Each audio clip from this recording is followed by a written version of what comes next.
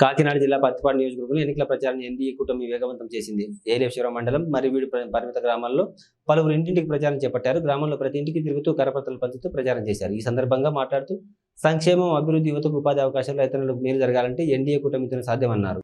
నియోజకవర్గ ముఖదారువైన మర్రివీడు పంచాయతీలో ప్రజలు పలు సమస్యలకు తెలిపారు. రానున్న రోజుల్లో ఎన్డీఏ ప్రభుత్వం ద్వారా వాటిని పరిష్కరిస్తామని హామీ ఇచ్చారు. వచ్చే ఎన్నికల్లో కాకినాడ జనసేన ఎంపీ అభ్యర్థి తంగెళ్ల ఉదయ శ్రీనివాస్ కి గాజు గ్లాస్ గుర్తుపై, అలాగే పత్తిపాడు కూటమి అభ్యర్థిగా పోటీ చేస్తున్న వరపుల సత్యప్రభకి సైకిల్ గుర్తుపై ఓట్లు వేసి అత్యధిక మెజార్టీతో గెలిపించాలని కోరారు. ఈ కార్యక్రమంలో నాయకులు, కార్యకర్తలు పాల్గొన్నారు.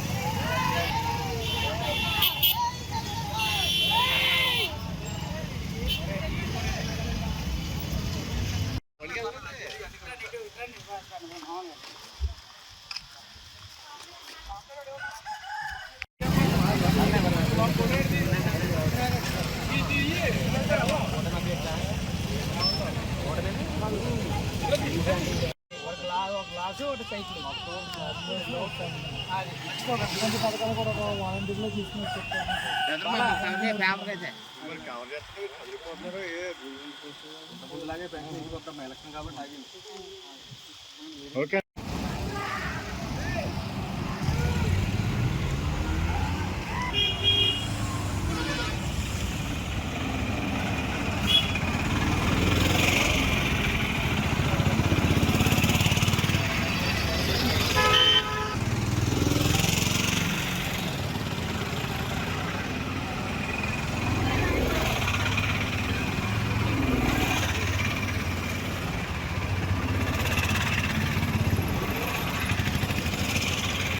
అందరికీ నమస్కారం. నేను మీ పెంటకోట మోహన్, జనసేన పార్టీ జిల్లా కార్యదర్శిని.